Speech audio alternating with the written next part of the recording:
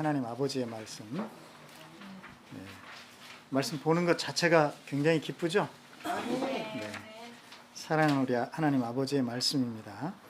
사도행전 19장 8절에서 20절이에요. 사도행전 19장 8절에서 20절 같이 읽겠습니다. 바울은 회당에 들어가서 석 달 동안 하나님 나라의 일을 강론하고 권면하면서 담대하게 말하였다. 그러나 몇몇 사람은 마음이 완고하게 되어서 믿으려 하지 않고 온 회중 앞에서 이 도를 비난하므로 바울은 그들을 떠나 제자들을 따로 데리고 나가서 날마다 두란노 학당에서 강론하였다. 이런 일을 이태 동안 하였다. 아시아에 사는 사람들은 유대 사람이나 그리스 사람이나 모두 주님의 말씀을 듣게 되었다. 하나님께서 바울의 손을 빌어서 비상한 기적들을 행하셨다. 심지어 사람들이 바울이 몸에 지니고 있는 손수건이나 두르고 있는 앞치마를 그에게 가져다가 앓는 사람 위에 얹기만 해도 병이 물러가고 악한 귀신이 쫓겨나갔다. 그런데 귀신 축출가로 행세하며 떠돌아다니는 몇몇 유대 사람조차도 바울이 전파하는 예수를 힘입어서 내가 너희에게 명령한다 하고 말하면서 악귀 들린 사람들에게 주 예수의 이름을 이용하여 귀신을 내쫓으려고 시도하였다. 스게와라는 유대인 제사장의 7 아들도 이런 일을 하였는데 귀신이 그들에게 나는 예수도 알고 바울도 알지만 당신들은 도대체 누구요? 하고 말하였다. 그리고서 악귀 들린 사람이 그들에게 달려들어 그들을 짓눌러 이기니 그들은 몸에 상처를 입고서 벗은 몸으로 그 집에서 도망하였다. 이 일이 에베소에 사는 모든 유대 사람과 그리스 사람에게 알려지니 그들은 모두 두려워하고 주 예수의 이름을 찬양하였다. 그리고 신도가 많은 사람이 와서 자기들이 한 일을 자백하고 공개하였다. 또 마술을 부리던 많은 사람이 그들의 책을 모아서 모든 사람 앞에서 불살랐다. 책값을 계산하여 보니 은돈 5만 입에 맞먹었다. 이렇게 하여 주님의 말씀이 능력 있게 퍼져나가고 점점 힘을 떨쳤다. 아멘. 오늘 우리 하나님 말씀을 여러분 이렇게 쭉 읽으셨어요. 정신 차리세요, 지금. 네, 쭉 읽으셨죠? 네. 그랬더니 뭐가 남아요? 손수건과 앞치마만 남는다. 이런 분도 계시는 것 같고. 네. 근데 여러분들은 주님의 말씀이 남았다. 이렇게 말씀하고 계시는데 제가 이따가 끝나고 시험 보겠습니다. 과연 말씀이 남았는지. 네. 오늘 사실 이 말씀은요. 그 손수건과 앞치마가 사건이 굉장히 강력하게 이렇게 떠오르게 돼 있는 거 아닌가요? 지금 여러분은 이게 이상하지 않아요? 아니, 이상한 게 아니라 굉장하지 않습니까? 손수건, 그러니까 바울이 지니고 있는 손수건이나 두르고 있는 앞치마만 가지고 가서 그러니까 앓는 사람에 이렇게 얹었더니 그 사람이 막 회복이 되고, 그리고 심지어는 귀신도 쫓겨나가고. 그러면 그 앞치마 하나만 있으면 얼마나 좋겠어요, 그죠? 그러면 뭐 어떤 병이든 막 덮었다가 이렇게 참 유치하게 생각할 사람은 없겠지만, 근데 지금 성경에 그런 사건을 얘기하고 있는 거잖아요, 그죠? 네. 근데 그뿐이 아니라 오늘 보면은 막 어떤 제사장의 아들들이라는, 그것도 7명의 아들. 옛날에 그런 노래가 있었는데 아브라함에게는 7명의 아들이 있었는데요.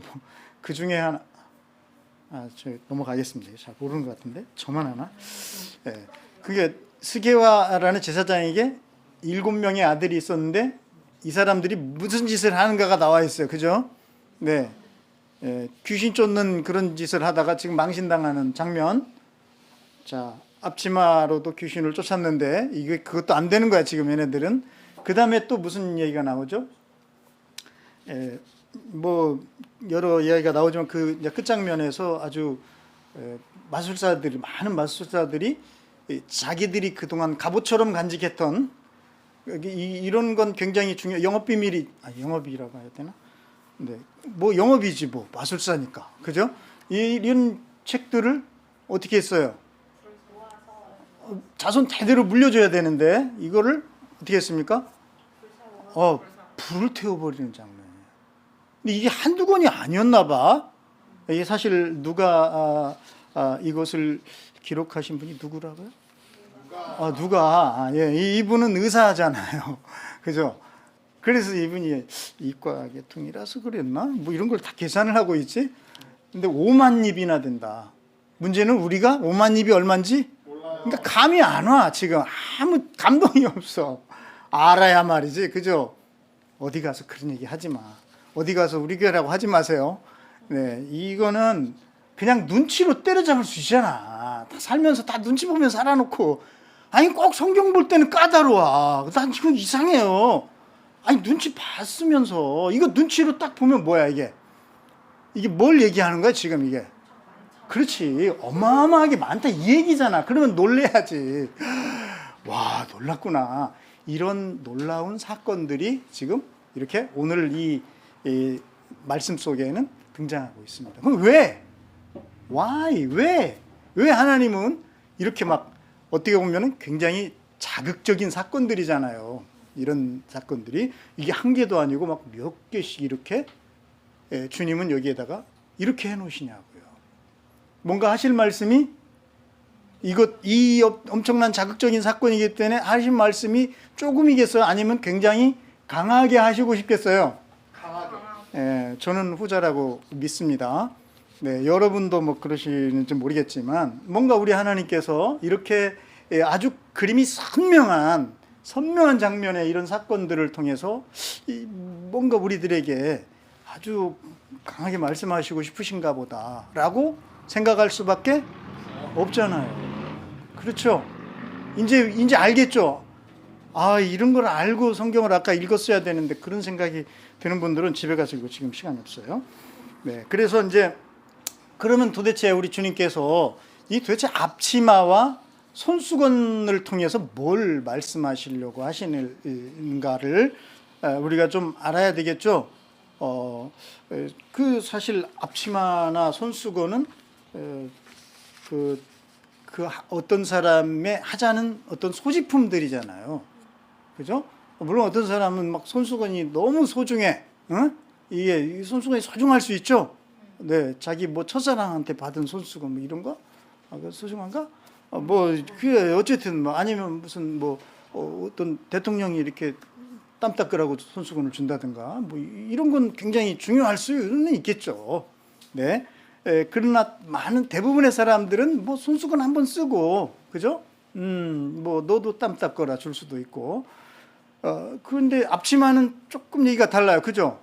앞치마, 바울이 앞치마를 했다? 이게 뭘 의미하는 것 같아요? 딱 여러분 알아듣죠? 바울은 저번에 우리가 얘기했잖아요. 그 생업이 뭐였어요? 텐트 메이커. 그죠? 천막 만드는 것이 생업이에요. 그러면 천막을 만들 때 그냥 이런 옷만 입고 하다가는 어떻게 되겠어요? 세탁비가 더 들겠죠? 네. 그래서 이제 주로 이제 바울은 가죽을 다루는 그런 고급 기술을 가지고 있는 분이셔요. 그러니까 이 가죽이나 이런 거를 다루고 하려면 굉장히 거칠어요. 뭐 안 해봐서 모르지 뭐 아무것도. 저도 안 해봤지만 그 정도는 눈치로 때려 잡으려니까요. 네. 그래서 굉장히 거친 일이 있는데 이 앞치마가 아마 가죽으로 된 튼튼한 앞치마였을 가능성이 있겠죠. 그죠? 네. 그래서 앞치마 그러니까 결국 앞치마나 이게 또 이 노동을 하다 보면 이게 열심히 일하면 이렇게 송글송글 맺히는 거 이걸 뭐라 그러죠? 그렇지. 여러분 이렇게 잘 알아들어요. 이게 이거 땀을 닦는 뭐 어떤 천 같은 거 이걸 뭐라 그러죠? 손수건. 야, 진짜 놀랍습니다. 네. 그래서 손수건과 이 바울의 이 앞치마, 이게 뭘 의미하는가를 우리가 한번 뭐 그냥 생각할 수가 있겠죠. 정말 바울이 땀 흘려서 일하면서 뭐를 하고 있어요? 복음을 전하는 이제 그런 상황이라는 것을 여기서 우리가 여기 그렇게 써 있지는 않아도, 그죠? 손수건과 앞치마. 그러니까 우리는 손수건 앞치마가 능력 있어. 거기 병고침 받아야 돼. 막 이런 것만 생각했지. 이 바울이 정말 이게 땀 흘리면서 이런 거를 생각을 잘 못해요. 그러면 안 되죠. 사실 우리도 다 땀 흘리면서 일하고 있잖아요. 안 그런 놈들도 있긴 있어. 기분 나빠. 그렇지만 우리 대부분 땀 흘리면서 일하면서 이렇게 하잖아요. 그러니까 이게 사실 손수건과 앞치마는 생활 밀착된 성경 속에서 그런 걸 얘기해 주는 물건들이에요. 그래서 이거를 너무 우리 생활과 괴리된 어떤 사건으로 자꾸만 가져가면 안 되는 거예요, 사실은요. 그래서 이제 그런데 그렇기 때문에 어떤 성경에서 어떤 한 구절만 가지고 자꾸만 너무 깊이 들어가면 헤어나오지 못할 가능성도 있어요. 조심해야 됩니다. 좀 앞뒤를 제가 항상 읽어봐야 된다고 그랬죠. 그래서 우리 하나님께서는 너무나 감사하게도 읽으면 알게끔 해놓으셨어요. 성경 너무 어렵게 생각하면 오해입니다. 시간을 안 내고 안 읽으니까 그게 문제라면 문제죠. 그래서 도대체 왜 이렇게 하나님께서는 앞치마나 바울의 또는 땀 닦는 손수건 이런 걸 가지고 그런 엄청난, 여기서는 이제 비상한 기적 이렇게 번역이 되는 희한한 기적, 좀 유별나잖아요. 그러니까 이렇게 유별난 기적을 행하시는 것은 사람들 눈에 잘 들어오고, 그죠? 기억도 잘 나고 뭐 그러겠죠. 그냥 손을 얹고 병을 고쳤습니다. 이거보다 아니 손수건만 가져가서 얹어도 병이 나았어. 어떤 게 더 좀 뭐 여러분이 보기에는 좀 그래요? 그래요? 뭐 그렇잖아요. 나 같으면 손수건, 난 손수건이 손수건이 좋은 게 아니라 그게 더 이렇게 좀 자극적이잖아. 확 그냥 오잖아. 네. 자, 왜 주님은 이런 일들을 이렇게 하셨을까? 이거만 보면 안 되는데 그 앞에 바로 앞절에 이렇게 돼 있어요. 11절입니다. 여러분이 한번 읽어 주실래요? 하나님께서 바울의 손을 빌어서 비상한 기적을 행하셨다. 네.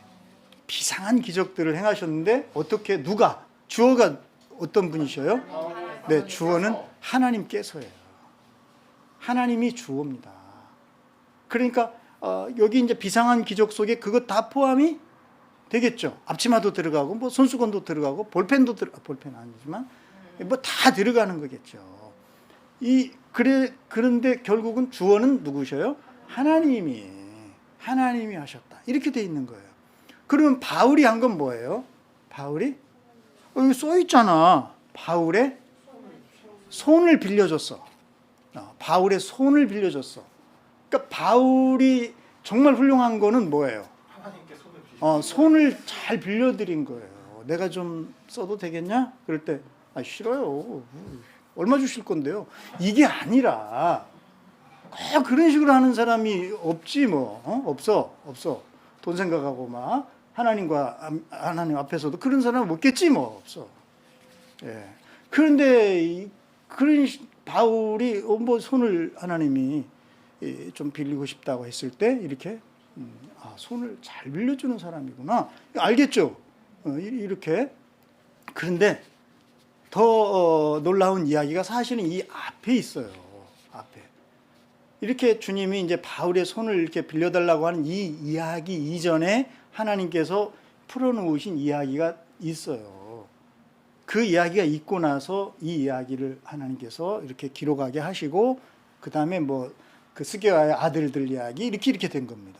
그러면 이 이야기 바로 앞에 어떤 이야기가 있었을까요? 그렇습니다. 거절당한 이야기, 그죠? 3개월 동안 어디? 네, 어디 회당입니까? 여기가 어디예요? 이게 뭐 어디? 이게 평택입니까? 어디입니까? 이게 네, 에베소에 있는 유대인의 회당에 들어간 겁니다. 그러니까 바울의 특기는 그거잖아요. 뭐죠? 말씀을 잘 강론하고 가르치고. 이 바울의 특기 중에 특기잖아요. 그래서 정말 3개월 동안 열심히 가르쳤는데 오늘 성경을 보면 살짝 그 내용이 뭔가를 내용? 주제. 그죠? 뭐라고 써놨어요? 뭘 가르쳤다? 난 여기서 사실은 좀 놀랐어요. 하나님 나라의 일?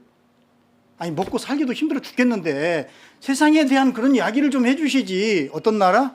하나님 나라 이야기. 이거 좀 감이 안 옵니까 여러분? 하나님 나라 이야기. 감이 안 오는 게 아니 감이 멀지. 하나님 나라 이야기. 그건 죽어서나 가는 거 아닌가? 죽으란 얘기야? 뭐 이런 건가요? 바울은 3개월 동안 열심히 그 세상 나라, 그것도 사실 에베소는요, 뭐 전에 고린도도 그러고 뭐 알렉산드리아도 그러지만은 여기도 못지않게 사실 우상의 막 그런 중심, 특히 이제 아까 잠깐 그런 얘기 나왔지만 그 주수를 적은 그런 책이 막 5만 입 정도면 요즘 사람들이 어떤 학자들은 뭐 수십만 권이다, 뭐 수만 권이다, 막 별 계산들을 그렇게 하는데, 그러니까 한마디로 그런 거가 중요한 게 아니라 뭐 어떻다는 거죠? 엄청나게 그런 도시예요. 그러니까 엄청나게 이 주술, 그러니까 뭐 지네들이 영적인 뭐라 그러겠지만 이 귀신들하고 막 이런 거, 그죠? 그거를 빌어서 막 사람들을 막 이렇게 점쳐주고 이런 거겠지. 이게 굉장히 발달한. 그리고 이제 다음 주쯤에 나오나요? 아테네는 그 우상 중에서 제일 섬겼던 게 뭐죠? 왜 있잖아. 영국의 그 황태자비였던 그분의 이름 옛날? 다이아나. 그게 이제 아프로디테. 그죠? 아프로디테라는, 여기 이제 성경에서는 아데미가 그 얘기예요. 이 여신을 숭배하는 본고장이에요. 어느 정도로 숭배? 이제 그건 다음에 나오겠지만, 이건 얘기 자꾸 하면 안 되는데, 시간이 없는데, 지난번에 우리가 아크로폴리스 위에 세워졌던 그 신전, 멋있어? 저전 아직도 좀 이렇게 기둥 몇 개 남아 있잖아. 무슨 신전? 기둥하고 이렇게 지붕 좀 있는 거, 파르데논 신전, 그죠? 파르데논 신전의 4배. 에베소에 있는, 인구도 적은데, 아니 인구는 적진 않겠구나. 아테네지 거기는 참. 그러니까 여기도 인구가 꽤 됐어요. 그 당시 한 30만인가 뭐 그 정도 됐다니까. 여기에 이 아데미 신전이 파르데논 신전의 4배 규모의 어마어마한 규모였어요. 지금도 남아 있지 않아요. 네. 그런 곳입니다. 그런 곳이다 보니까 여기 에베소에서 그 하나님 나라의 일을 바울이 3개월 동안 열심히 전하고 가르쳤다는 거. 이게 먹힐까? 이런 생각이 들 정도죠. 굉장히 아주 세속적인 그런 도시인데, 그죠? 그런데 이게 먹히는 거예요. 왜 그럴까요? 그러니까 우리가 어렵게 생각해서 그래요. 세상 나라, 하나님 나라는 뭐야? 막 복잡하게 아니야. 딱 한 가지만 생각하면 돼요. 뭐냐면 주인의 문제예요. 주인의 문제. 여러분이 세상 나라에 속해 있는 사람인가 하나님 나라에 속해 있는가는 주인의 문제예요. 내가 무엇을 주인 삼고 있는가. 이것도 어려우면 내가 하루 동안 뭘 제일 많이 생각하는가. 그게 네가 섬기는 주인이에요. 너라고 해서 기분 나빠하지 마세요. 이게 그런 거예요. 우리가 생각하는 거예요. 내가 뭘 제일 많이 걱정을 하더라도 돈 걱정을 제일 많이 하면 그건 그 사람의 주인인 거예요. 자기는 막 나는 하나님을 믿어요. 그렇게 말해도 아직 그대는 하나님을 믿는다고 말은 하지만 너의 주인은 아직 조금 그래. 뭐라고 단정하면 또 기분 나쁘할 수도 있기 때문에 제가 조심해요. 지금 사실은 그런 거예요. 그러면 하나님 나라는 누가 주인이신 거죠? 창조주 하나님, 우리를 만드신 하나님, 나를 인도하신 하나님, 지금도 온 우주와 온 세상을 다스리시는 바로 그 하나님이 주인이라고 믿는 거죠. 그 하나님이 주인인 나라, 그게 하나님의 나라인 겁니다. 그렇다면 여러분은 나그네 인생입니까? 나는 옛날에 나그네 인생인지 알았어요, 내가. 그래서 그런 노래 많이 불렀어요. 정처 없는 나그네 길, 막 이런 거. 그러면 뭔가 정말 멋있는 것 같아. 인생 막 별거 있어. 다 나그네지 다 지나고 그런 거지. 이런 걸 생각했어. 그러나 여러분, 에베소서를 읽어보니까 우리가 나그네가 아니더라고요. 사실 이거는 굉장히 중요한 그 지점이라는 생각이 듭니다. 왜냐하면 내가 나그네 인생으로 살고 있는가, 아니면 하나님 나라의 주인공으로 사는가, 이거는 굉장히 중요합니다. 나그네는 늘 뭔가를 떠나가야 되잖아요. 불안정하잖아요.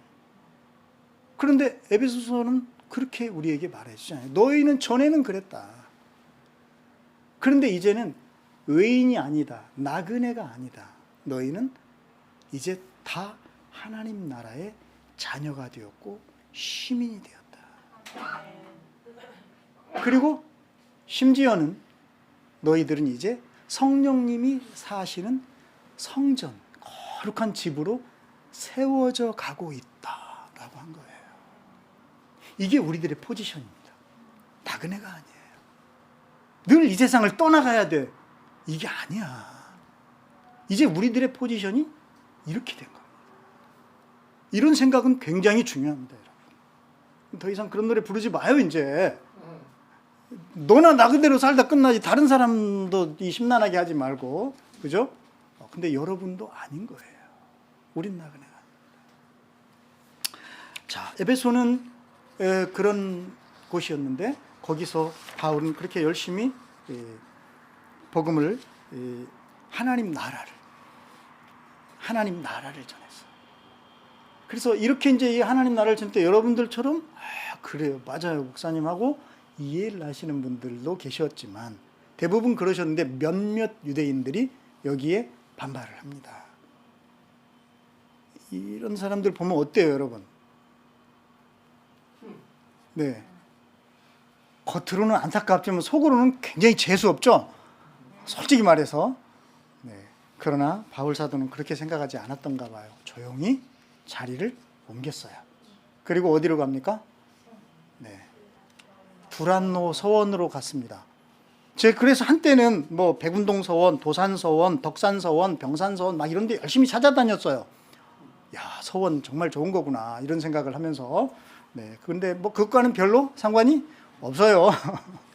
어쨌든, 네. 그래서 이 두란노 서원에서 2년 동안 날마다 어떻게 했어요? 네, 강론을 한 걸로 되어 있습니다. 이렇게 했더니 무슨 일이 일어납니까? 네, 그렇습니다. 에베소라고 하지 않고 여기서 뭐라고 합니까? 아시아. 아시아가 커요? 에베소가 커요? 어떻게 알았어요? 눈치로 때려잡았어. 잘했어요. 그렇게 좀 해. 네, 그거 참 좋은 자세예요. 네, 이제 소아시아의 주에, 거기는 로마의 속주예요. 로마가 직접 통치하는 그곳의 수도가 바로 에베소입니다. 그러니까 아시아 지역에 퍼져나갔다라고 한다면 어디만 사실 잘 잡으면 되겠어요? 에베소 사람들만 제대로 잘 잡으면 얘네들을 통해서 다 나가는 거니까요. 그죠? 그래서 정말 2년 동안 바울이 열심히 날마다 가르쳤어요. 뭐 하면서? 손수건과 앞치마. 다 요거, 그죠? 정말 열심히 가르친 거예요. 네. 이렇게 했더니 그 결과 어떻게 된 거예요? 네, 주님의 말씀이 어떻게 됐어요? 네, 누가? 네. 네, 그렇습니다. 정말 아시아의 온 사람들이 주님의 말씀을 듣게 되었다. 이렇게 되어 있습니다. 주님의 말씀을 듣게 되었다. 그러니까 여기서 지금 뭘 강조하고 계시는가를 우리가 이제 알겠죠? 주님의 말씀이 굉장히 많이 강조가 되고 있죠. 그러니까 중요한 것은 그러니까 바울은 온 아시아를 뭘로 채운 겁니까? 주님의 말씀으로 쫙 채워나간 거예요. 2년 동안 열심히 손수건 앞치마, 그죠? 그거 하면서 열심히 말씀을 채워나간 겁니다. 그러니까 바울의 관심은 뭐 기적을 행하고 이게 아니라 뭐예요? 우리는 그렇지 않을지 몰라도 바울은 그랬던 거예요. 이렇게 해가지고 이 말씀이 태워져 나가고, 그리고 바로 이제 우리가 읽었던 그 이야기가 나오는 거예요. 뭐가 나오죠?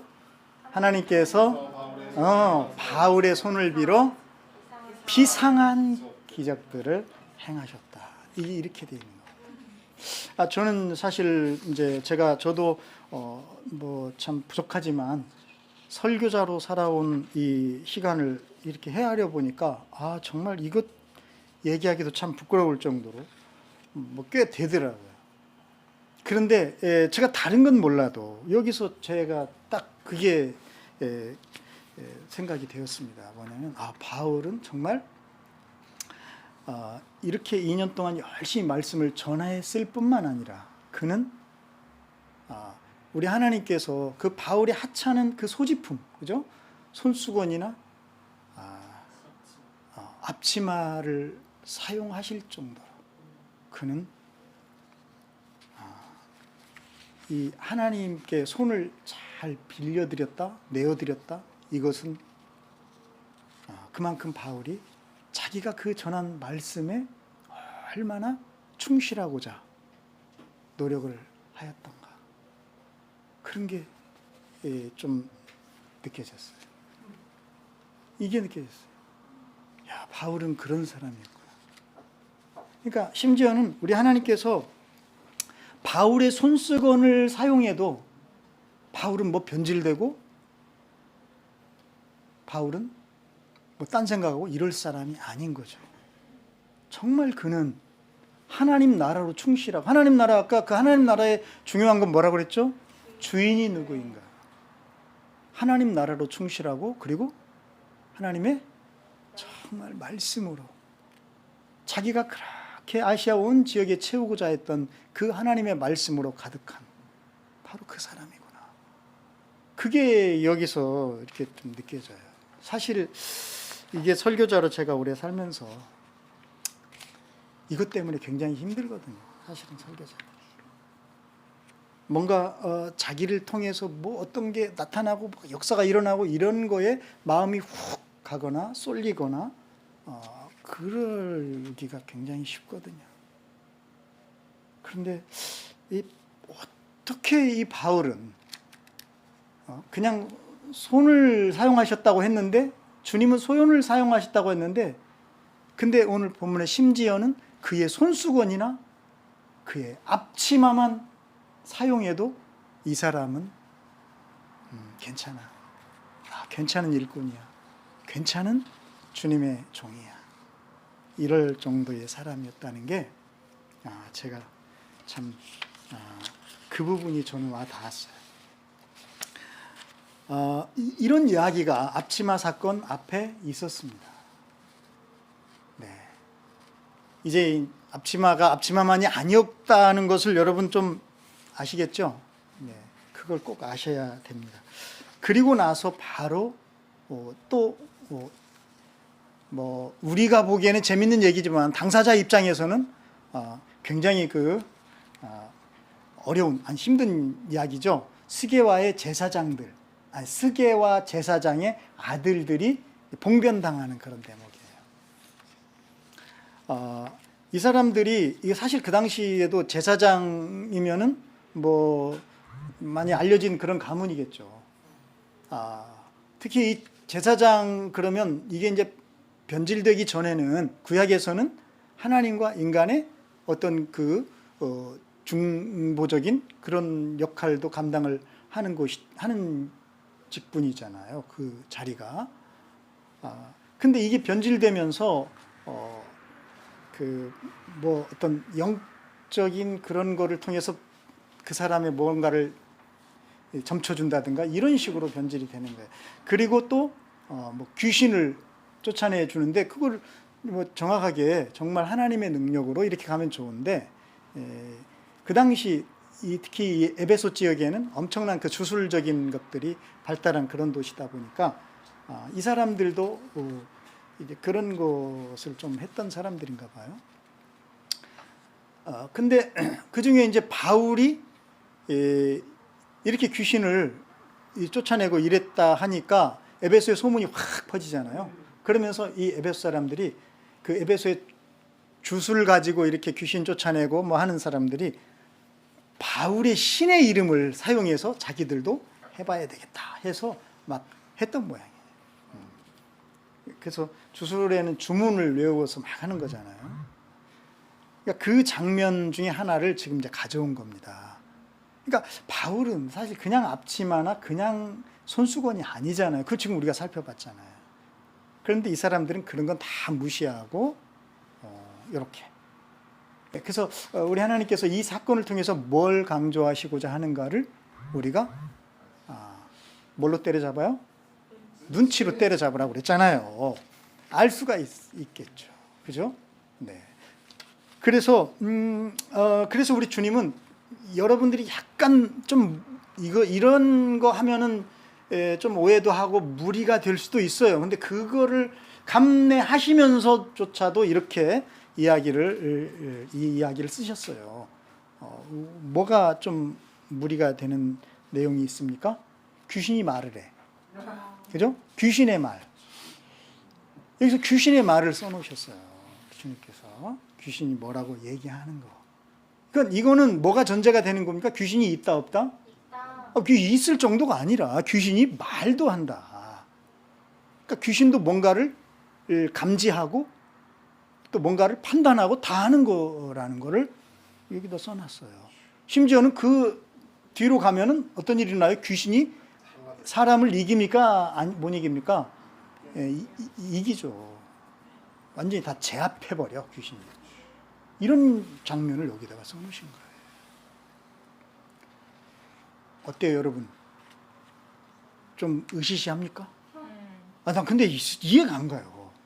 아니, 왜 여름철만 되면 그렇게 돈 내고들 공포영화를 그렇게 보는 거야? 아니, 왜들 그래요? 왜 꼭 여름에 이렇게 좀비 영화 막 이런 거, 그것도 블락버스터인가 막 이래가지고 돈이 막 1, 2만 원 아니, 1, 2만 원이 아니라 영화 하려면 뭐 몇 억씩 들어가잖아요. 근데 이거는 막 몇백억 이렇게 들이잖아요. 왜 그런가요? 그러니까 그 정도 돈을 투자한다는 건 그만한 뭐가 있어요. 그만큼 가치라기보다는 보는 거잖아, 사람들이. 그죠? 본다는 거를 예상을 하고 그런 거잖아요. 그건 뭐예요? 좋아하는 겁니까? 여러분 좋아해요? 귀신 영화 좋아하고 막 좀비 영화 좋아해? 이게 이상한 왜 그렇습니까? 그러면 좋아요? 막 나는 꿈자리 사납던데. 이 말을 해서 그렇지만 네, 죄송합니다. 왜 그래요? 왜? 참 신기합니다. 옛날 우리 때도 물론 전설의 고향 뭐 그런 프로그램이 있어가지고 엄청 인기 끌었어요. 거기서 제가 사실 그 강원도 원주에 치악산이 있다는 걸 거기서 알았어요, 사실은. 그리고 그 치악산에 상원사가 있다는 것도 거기서 알았어요. 상원사의 종소리인가 뭐 아마 그런 편이었을 겁니다. 네. 근데 그 전설의 고향은 사실 이 전설이 있는 고향을 찾아가잖아요. 근데 그 전설의 내용들은 대부분 허구다. 실제 귀신은 없다. 막 그런 거잖아요. 근데 왜 그렇게 귀신을 이렇게 해서 이런 건지는 모르겠어요. 근데 사람들이 그만큼 역설적이게도 그런 거를 공포를 느끼면서도 그런 거에 이렇게 끌리는 건가? 아직도 저는 이해가 안 갑니다. 우리 어렸을 때는 사실 우리 동네가 무덤을 끼고 있었어.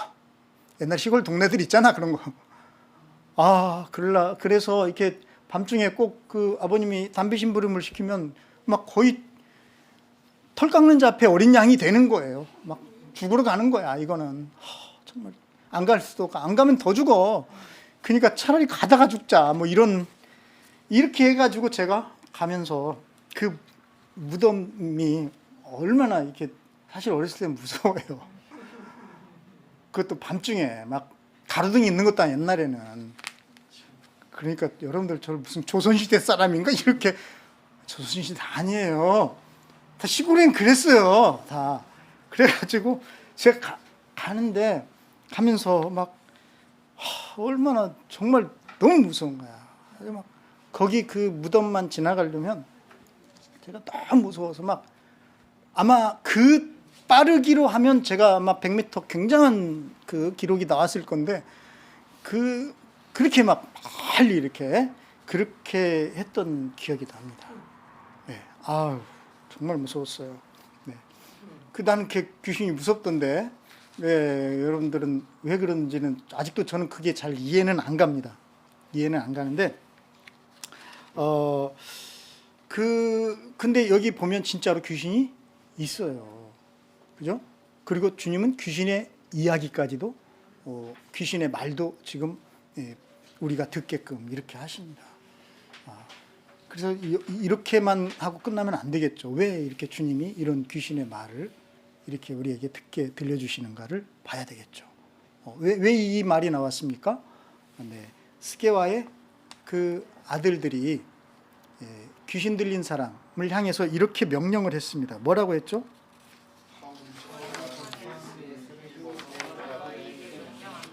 네, 바울이 전파하는 누구를 힘입어서? 네, 여러분 이 말이 뭐가 잘못됐나요 혹시? 찾아보셔요. 잘못됐어요? 제가 보기에는 물론 우리가 이제 어떤 알고 있기 때문에 이 사람은 예수님 믿고 하는 게 아니고 그냥 바울이 전파하는 그 예수다 이렇게 생각해서 그렇지 말 자체는 별 이상은 없어 보여요. 그죠? 근데 이게 이상이 있다는 걸 누가 알아챕니까? 귀신 같지 않은 거예요. 왜? 귀신이니까요.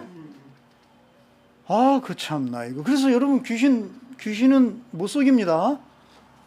귀신을 속이려고 하면 안 되겠죠. 네, 그렇습니다. 이렇게 돼 있어요.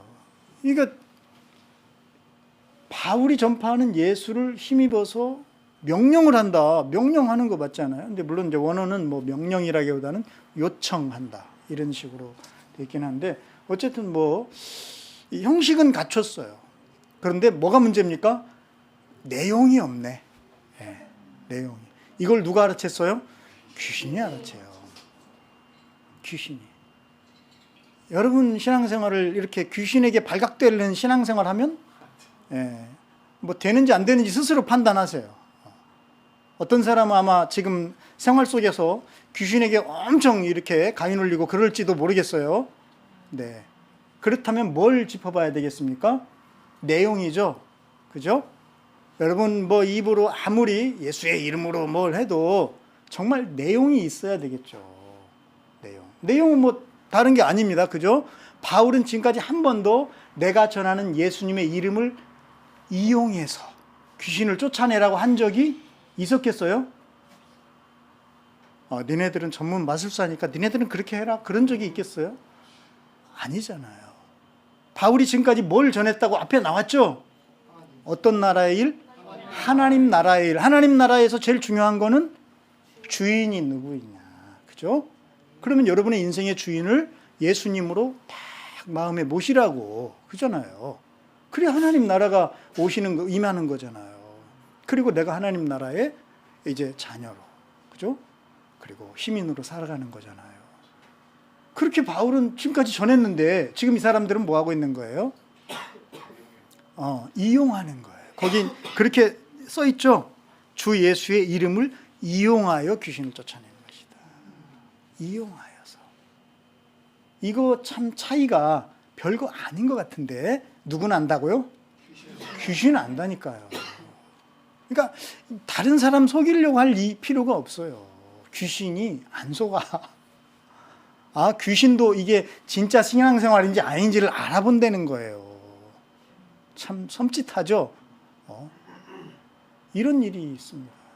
그래서 우리는 그러다 보니까 이렇게 여러분 내용이 없이 형식만 그럴듯하면 이 사람의 인생은 바울의 흉내를 내는 거지 실제 바울과 같이 정말 예수님으로 인한 자기의 인생을 사는 것이 아니게 되는 거죠. 그죠? 여러분, 예수 그리스도가 길이십니까? 정말 길이십니까? 예수 그리스도가 진리이십니까? 정말 진리이십니까? 여러분, 예수 그리스도가 생명이십니까? 정말요? 그런데 왜 우리는 어떨 때 다른 길에서 머뭇거리고 있습니까? 왜 우리는 어떨 때 진리가 아닌 비진리에 그렇게 목숨 걸듯이 목에 핏대를 세우거나 아니면 절망하고 낙심합니까? 왜 우리는 생명이 아닌 것에, 이 세상과 함께 다 끝내버릴 어떤 것들에 그렇게 몸도 마음도 뺏겨서 그게 전부인 것처럼 왜 우리는 그렇습니까? 이게 지금 우리가 정말 하나님 나라의 자녀로, 하나님 나라의 백성으로 사는 삶입니까? 여러분, 예수님을 알고 있어요. 다 알고 있습니다. 근데 알고 있는 것, 귀신도 알고 있잖아요. 분명히 귀신의 소리도 한번 읽어볼까요? 나는 누구도 알고 예수도 알고 바울도 알지만 당신들은 도대체 누구요? 귀신이 이렇게 부드럽게 얘기했을까 싶어요. 번역을, 새 번역이 이렇게 했지만 개역개정은 너희는 누구냐? 이렇게 번역을 했습니다. 귀신도 아는 예수님이에요. 나도 예수님을 알아요. 하지만 예수님이 주인인 게 중요한 거예요. 예수님은 우리의 주인이셔요. 제가 요즘에 에베소서를, 이제 사실 이게 설교를 하려다 보니까 에베소 교회잖아요. 그래서 성경에 에베소 들어가는 성경이 뭐가 있지? 어떤 성경에 에베소자가 들어가죠, 여러분? 어떻게 알았어요? 아, 에베소서네. 네, 그래서 에베소서를 읽어봤어요. 뭐 이게 잘못됐어요? 맞잖아요. 그죠? 에베소 교회에 주는 거니까요. 물론 지금 에베소 선교를 할 때 쓴 그 편지는 아니에요. 나중에 쓴 편지입니다. 하지만은 에베소 선교의 경험들이 거기에 어떻게 됐겠어요? 녹아들었겠죠? 그래서 2장 1절부터는 거기 너희도 예전에는 어떤 사람들이었다. 이런 얘기가 나옵니다. 불순종의 아들들 가운데 역사하는 그 악한 영들을 쫓아다녔다. 그 얘기가 나온다니까요. 귀신을 쫓아다니는 삶을 너희들이 살았다. 그리고 너희의 마음과 욕심대로 너희들이 따랐다. 그러니까 니네들 자신을, 네 욕심을, 네 육체의 마음을 니네 주인 삼고 살았다. 근데 사실 그런 삶이 네가 주인인 삶이 아니라 사실상 보이지 않는 영적인 세력, 귀신에게 빼앗긴, 귀신이 주인인 삶이다라는 거를 에베소서에 나오더라니까요. 저는 에베소를 이번에 보면서 물론 이 부분뿐만 아니라 엄청나게 내가 착각한 부분이 있었구나라는 게 느꼈어요. 예, 아내를 사랑하는 거. 여러분, 성경에서는 아내를 사랑하라고 했을까요? 아니면 미워하라고 했을까요? 예, 그런 거 좀 물어보지 좀 마. 이렇게 지금 반응이. 그래요? 나도 알았어요. 나도 아내를 사랑해야 된다고 다 알아. 근데 우리가 사실은 어떻게 사랑합니까? 세상에서 배워먹은 대로 사랑하는 거야. 여러분, 어떻게 사랑을 하면 돼요? 성경에서는 그리스도께서 교회를 위해서 자기를 주심처럼 사랑하라고 그랬어요. 그렇죠? 예수님께서 자기 몸을 교회를 위해서 주신 것처럼. 그러면 어떻게 하는 건데요? 네, 예수님은 세상에서는 뭔가를 바래. 그죠? 난 전혀 바라는 거 없어요. 그러면서도 뭔가 있어. 알잖아, 우리. 그런데 예수님은 어떻게 하셨어요? 예수님은 뭔가를 받기 위해서가 아니라 모든 것을 내어주기 위해서 사랑했어요. 이렇게 사랑하라는 거야. 누가 누구에게? 남자가 여자에게. 이렇게 하라는 거예요. 내가 그렇게 안 했더라고. 나 솔직히 그래도 조금은 바랬거든요. 뭐 일부 그럴 수 있잖아요. 근데 그럴 수 없는 거야. 성경은. 뭐 어떡할 거야. 그럼 나는 뭐 어떻게 하라고? 나는 에베소서를 끝까지 읽어봐야죠. 잘 읽어보면 에베소서 2장에는 이미 우리 하나님께서는 날마다 우리에게 은혜와 사랑을 풍성하게 부어주셔요. 그러니까 내가 아무리 아내에게 또는 남편에게 사랑을 퍼주어도 이 사랑의 샘은 마르지가 않아. 니네가 위에를 자르니까 마르지. 하나님을 향한 뭡니까? 우리 하나님을 향한 여러분의 그 마음의 입을 크게 열면 이게 마를 수가 없어요. 마를 수가 없어요. 근데 늘 세상에서 배워먹은 대로, 왜? 그 정도만 해도 세상에서는 법 없이도 산다고 그래. 법 없이도. 그런 거 있잖아요. 근데 우리는 그 수준이 아니에요.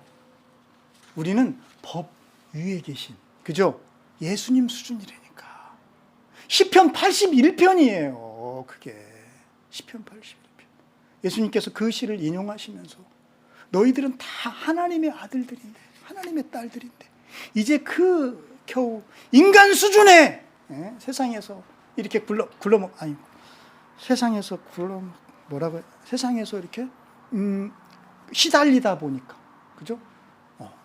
시달리다 보니까 너희들이 이제 그런 차원으로 밖에는 못 사는 거를 우리 주님이 얼마나 가슴 아파하셨습니까? 여러분은 다 하나님의 아들, 딸들인 거 아시죠? 에베소서에 여러분은 다 하나님의 멋진 표현 있잖아요. 작품이야. 작품이야. 작품이야. 난 아닌 것 같아요. 거울 볼 때마다 그걸 느껴요. 아니야. 뭔가 있을 거야. 하나님 뭔가 뭐 어떤 걸 네가 발견 못한 뭔가가 있어요. 저도 기도해 드릴게요. 자, 어쨌든 그렇습니다. 이렇게 에베소가 그 스게와의 아들들이 이 흉내나 내는, 그죠? 인생. 여러분, 이거는 스게와의 아들들만의 문제가 아닌 거 이제 아시죠? 그죠? 이제 우리들도 사실은 신앙이라는 이름만 걸고 예수님이 실제 내 삶의 주인이 되지 않으셨을 때 우리는 나의 인생을 사는 게 아니라 사실은 흉내쟁이의 인생을 사는 거다. 잘난 사람, 얼굴 잘생긴 사람, 실력 있는 사람, 그 다음에 뭐 스펙이 좋은 사람, 좋은 집안에 태어난 사람, 뭐 등등, 뭐 노래 잘하는 사람, 뭐 영어 잘하는 사람, 뭐 이렇게 뭔가를 잘하는 사람, 막 이런 거 우리는 얼마나 흉내내려고 합니까? 얼마나 따라가려고 합니까? 그렇게 살 필요가 없는 거예요. 그렇게 살지 말라는 거예요. 주님을 만나고 저는 정말 많은 것이 감사하지만 그 중에 한 가지 정말 감사한 게 있다면 이제 흉내내지 않아도 되겠다. 이제 내가 나의 삶을 살 수 있겠구나. 어떤 사람은 거꾸로 오해를 합니다. 예수님 만나면 뭔가 막 주님을 위해서 뭔가 막 엄청나게 거룩한 막 성자의 길을 갈 것처럼 생각해요. 그래도 좋죠. 성자의 길을 가도 뭐 그날부터 막 설립만 먹고 막 기도만 하고 그렇게 사실 수 있으면 그렇게 사셔요. 저는 안 말립니다. 그렇지만 여러분, 예수님을 영접하면 여러분은 하나님의 자녀가 되는 거예요. 아들이 되는 거고 딸이 되는 거예요. 그리고 그 순간부터 하나님을 뭐라고 부를 수 있냐면 아빠라고 불러도 돼요. 예전에는 막 아빠라고 아무리 불러봤자 불러도 뭐 오지 않는 그런 이름이었지만, 아니 주님이 오셔도 사실은 알아먹지도 못해. 근데 이제 우리가 하나님 아빠라고 부르면 하나님이 우리를 안아주시는 게 느껴진다고 말하면 좀 느껴질 수도 있어요. 뭐 그런 게 있어. 깊어 그거. 그냥 뭐 다 이해할 것처럼 그렇지만 여러분이 이해 못하는 것도 있어 사실. 아니 하나님을 뭐 다 이해하면 무슨 하나님이야? 그게 그런 거 아니야. 여러분들이 하나님 이해 다 못합니다. 깊어요 아주. 그렇습니다. 그래서 뭐 그 스교아의 아들들은 흉내쟁이로 그렇게 살다 보니까 귀신이 알아보고 귀신이 바울도 알고 예수님도 아는데 넌 뭐야? 하고 그냥 조용히 꺼져. 이런 게 아니라 귀신은 한 손가락 합니다. 얘네 이거 그 한번 잘못 건들면 얘네들 가만 안 있어요. 어떻게 했죠? 이것이 달려들어 가지고 이 번역이 상당히 이게 점잖하게 번역했어요. 제가 볼 때는 표범처럼 표범이 달려들면 어떻게 됩니까?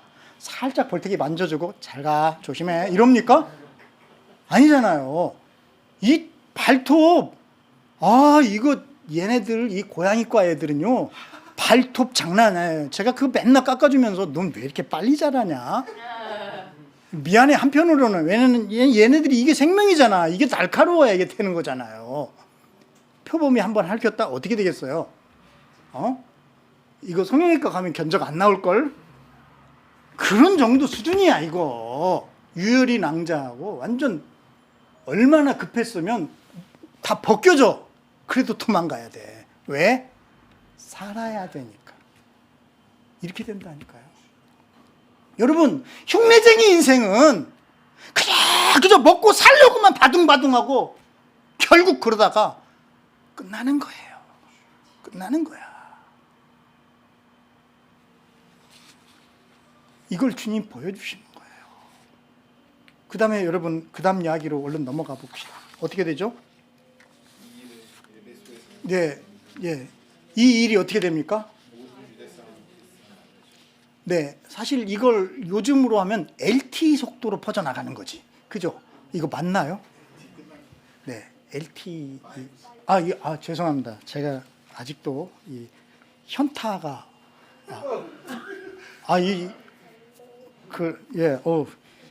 빨리 넘어가겠습니다. 어쨌든 이거 정말 이게 문제네요. 자, 요즘에는 저장 5G 속도로 아마 퍼져 나갔을 거예요. 이 일이 막 온 도시에 다 퍼져 나갔어요. 그러자 이 사람들에게 뭐가 왔습니다. 한 가지가 뭐가 오죠? 두려움이 왔어요. 두려워졌어요. 제가 아까 어렸을 때 어디 지나가면서 두려웠다고 그랬죠? 그럼 이 사람들이 뭐가 두려웠을까요? 정말 귀신이 있다 뭐 이런 게 두려웠을까요? 물론 그럴 수도 있죠. 그죠? 그런데 뒤에 보면은 거기서 끝난 게 아닌 걸 알 수가 있어요. 저는 그래서 이거를 두려움이 제자리 잡았다라는 생각이 듭니다. 여러분 이 세상에는 굉장히 두려움이 많고 공포가 많습니다. 그리고 그 공포를 통해서 장사를 해 사실. 그죠? 뭐 그런 블록버스터 공포 영화들이 공포를 통해서 공포 세일을 하는 거잖아요. 사람들의 그런 심리. 그죠? 그런데 이 두려움, 공포가 결국 그 사람들에게 먹잇감이 되고 있는데 이게 거기서 끝나니까 그런 거죠. 이게 더 나아갔어야 되는 거예요. 두려움이 솟구쳐서 하늘로 올라가야 되는 겁니다. 땅 차원에서만 두려움이 머물다 보니까 이게 끝나는 거예요. 나는 이 지점이 바로 두려움이 솟구치는 지점이다. 자, 이 표현 좋아요. 두려움이 솟구쳐야 된다. 제가 지난번에 그런 얘기 했었죠. 생각을 뭐 해라? 생각해라. 똑같은 생각이라는 단어지만 앞에 생각과 뒤에 생각은 많이 달라요. 어떻게 다르죠? 앞에 생각은 그냥 세상 차원의 것들을 막 구질구질하게 생각하는 거지만 뒤에 생각은 뭡니까? 네, 하나님 아버지 집을 생각하는, 하나님 아버지를 생각하는. 이게 이렇게 다른 겁니다. 결국 그 하나님 아버지 집, 아버지 생각이 이 아랫 생각을 잡아버리는 거예요. 오늘 이 두려움이 마찬가지입니다. 세상 가운데 그렇게 쩌들어 살면서 왔던 이 두려움을 결국 거기서 끝나면 끝나는 거죠. 근데 이 두려움이 하늘을 솟구치는 바로 그 장면, 그 대목.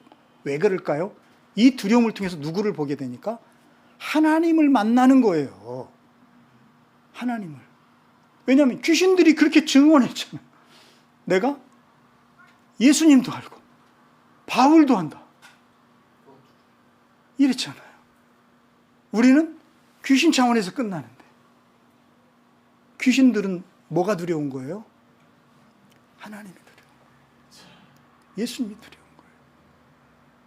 얘네들은 제대로 두려워하는 거예요. 제대로 두려울 줄 아는 거예요. 그러니까 귀신한테 두려움을 배워. 우리는 귀신들이 무엇을 두려워하고 있습니까? 자, 그래서 이 사람들이 바울은 앞치마만 가지고 해도 누가 나가요? 귀신이 떠나가. 그러면 이 귀신들은 정말로 어떤 존재를 두려워하는 거야? 그럼 정말 누가 두려운 존재야? 이 두려움이 제자리를 잡는 거라니까. 진짜 두려워할 분은 바로 하나님이셨구나. 하나님 앞에 딱 서는 겁니다. 그래서 나는 이게 이 두려움, 이 지적. 여러분이 정말 그래서 여러분들의 두려움을 한번 이제 꺼내서 한번 살펴보시라니까요. 그리고 이건 아니네. 빨리 넘겨요. 이제 빨리빨리 여러분 속에 있는 두려움들을 재고 정리하시기를 바랍니다. 이게 정말 귀신이 이게 정말 이 세상에서 끝나는 세상 차원의 두려움이 아니면 이걸 뚫고 넘어서 하나님 앞에 서는 그 두려움이었던가. 네. 그래서 이제 이 사람들이 비로소 거기로 간 거예요. 뭘 통해서? 이 바울의 비상한 기적과 그리고 이 기적을 오히려 빛내주는 스게와의 아들들이 흉내내는 이 삶, 이 모습을 통해서 이 귀신도 증언을 해줘 버렸으니까요. 그래서 결국 이들이 어디로 갑니까? 하나님 앞에 서게 되는 거예요. 건방 떨게 이렇게 발이 한 발 떨면서 이렇게 하나님 앞에 서는 게 아니라 정말 두려워하면서 진짜 귀신보다도 하나님이 살아계시는 거구나. 하나님 그분이 계시는 거였구나. 우리 하나님 앞에 있는 존재들이었구나. 두렵잖아요. 그래서 이들이 그 다음에 한 행동이 뭡니까? 두려워하면서 뭐를 했어요? 주 예수의 이름을 찬양한 거예요. 제가 아까 그 얘기까지는 안 했죠. 무덤을 지나면서 사실 저는 빨리 달리다가 나에게 한계가 있구나. 이러다가 내가 죽겠구나. 귀신한테 잡힐 것 같다 내가. 그래서 제가 생각한 게 뭐였냐면 찬송가였어요. 제가 거기를 지날 때마다 얼마나 크게 찬송을 했는지 막 눈물이 날 정도로 찬송을 했어요. 그리고 한 번도 귀신이 저에게 나타나지 않았어요. 아마 어쩌면 나타났어도 너무 목소리가 커가지고 시끄러워 죽겠네 아마 그러고 갔을지는 모르겠지만 저는 어떻게 보면 사실 이 성경을 읽지도 않았는데 두려움 앞에서 저는 찬양을 배웠습니다. 여러분은 어떠세요? 여러분 정말 이 사람들 이제 두려움을 제자리 잡고 나니까 하나님을 찬양하지 않을 수 없게 되는 거예요. 알고 찬양하세요. 저처럼 모르고 그러지 말고 하나님을 찬양하세요. 여러분 이 하나님을 찬양했다 이게 끝이 아닙니다. 이게 뭘 의미하는가를 뒤에서 보여주는데 두 가지가 보여줘요. 하나는 뭐냐면 이 사람들이 이제 누가 시킨 것도 아니야. 뭐 있어? 고백해. 털어놔. 이게 아니야. 아무도 그렇게 하면 안 돼요. 그냥 자기들이 자백하는 거예요. 나는 여기서 희한하게도 향유 옥합을 깨트리는 그 장면이 생각났어요. 행실이 참 더러웠다고 말하는 그들이 그렇게 말을 하지만 어쨌든 그런 여인, 그 여인이 고이 간직했던 그 향유를 어디다가 예수님 발 아래 깨뜨려서 부어버립니다. 향유 주워 담을 수가 없죠. 주워 담을 필요도 왜? 향유보다 더 귀한 분. 그분이잖아요. 그분을 뵀잖아요. 여러분 회개는 어쩌면 이와 같은 것 아닐까? 그런 생각을 했어요. 다시 돌아갈 필요가 없어요. 돌아가서도 안 돼요. 어둠 속에서 여러분만 알고 나 혼자만 알고 고이 쌓아놨다. 아마 이거 얘기하면 안 돼. 이건 얘기하면 안 돼. 안 돼 이건. 라고 속고 살았던 바로 그거. 그거를 밝은 빛 앞에 사람들 앞에 고백했다. 그러니까 이걸 그냥 문자 그대로만 얘기할 게 아니라, 그게 아니라 빛은 오직 하나님밖에 없죠. 주님 앞에 진심으로 깨트려서, 나를 깨트려서 내 속에 있는 그 사실은 그것 때문에 내가 복음을 받아들이기 힘들었고, 어쩌면 내 인생이 생지옥처럼 여겨졌던 불현듯 그렇게 만들었던 바로 그것이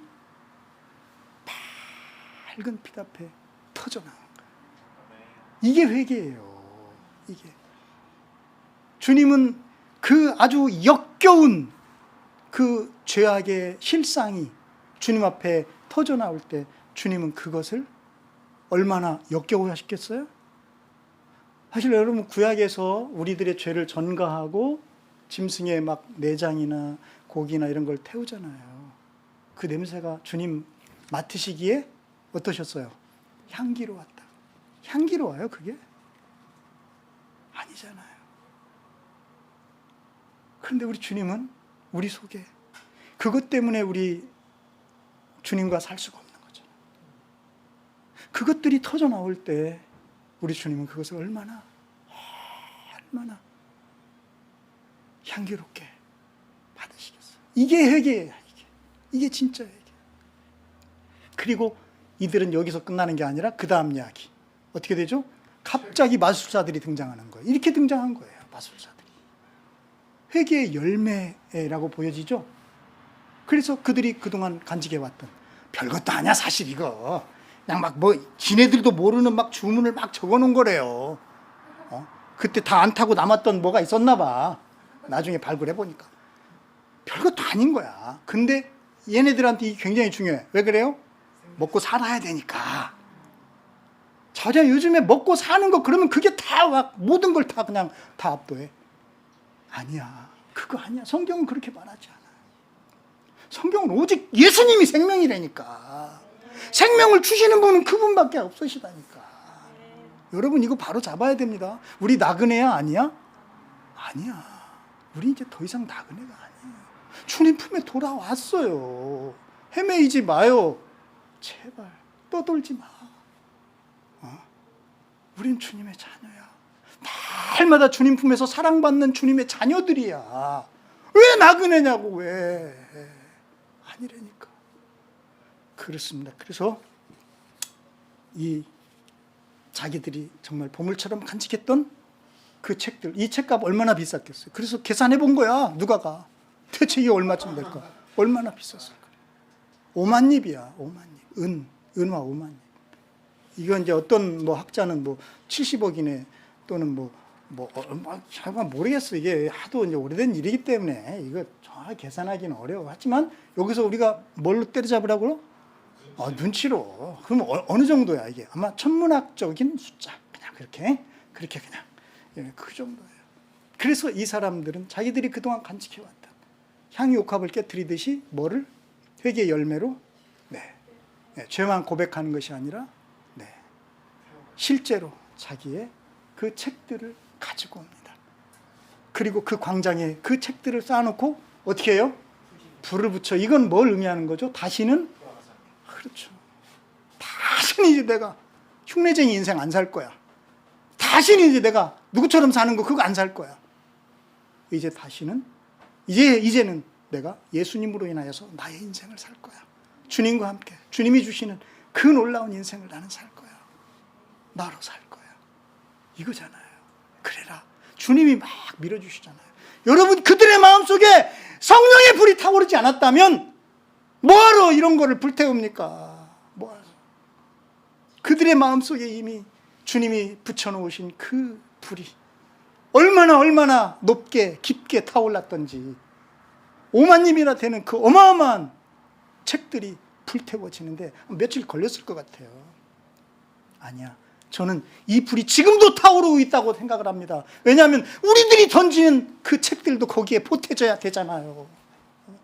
여러분이 그동안 그렇게 간직해왔던 것들 거기다 좀 다 보태서 태워버리고 오직 여러분 가슴 속에 주님이 붙여주신, 지난주에 주님이 주셨잖아요, 성령의 그 불길. 성령으로 너희들이 살아가야 되는 거다. 육체의 생각은 죽음이지만 성령의 생각은 그래서 생명이란다. 성령님은 너희들과 영원히 함께 하신단다. 주님의 소원이에요. 주님의 뜻이에요. 그래서 마지막 절은 이렇게 끝마치게 되어 있습니다. 어떻게 되어 있죠? 20절 같이 읽고 우리 같이 기도하겠습니다. 이렇게 하여 주님의 말씀이 능력 있게 퍼져나가고 점점 힘을 떨쳤다. 기도하겠습니다. 살아계신 하나님, 오늘 저희들이 정말 주님 정말 감사합니다. 주님을 주님이라고 부를 수 있어서 정말 감사합니다. 주님 정말 감사합니다. 이제 세상에서 나도 모르게 배워 그렇게 생각하고 그렇게 살아왔던 그런 삶이 에베소 광장에 그 마술책과 함께 다 불살라져 버리고 오직 우리 가슴에 붙여주신 생명의 불씨, 성령의 그 불씨로, 성령의 그 불로 이제 정말 주님과 함께 살아가는 그 놀라운 삶이 시작되었음을, 그래서 에베소서에는 이전 것은 지나갔으니 새로운 피조물이 되었고 구습을 쫓는 옛사람은 이제 다 벗어버리고 새로운 사람을 입으라고 주님께서 말씀해 주셨습니다. 오늘 그 사람의 발걸음으로 이제 새로운 한 주간을 맞이하게 하여 주시옵소서. 예수님 이름으로 기도합니다. 아멘.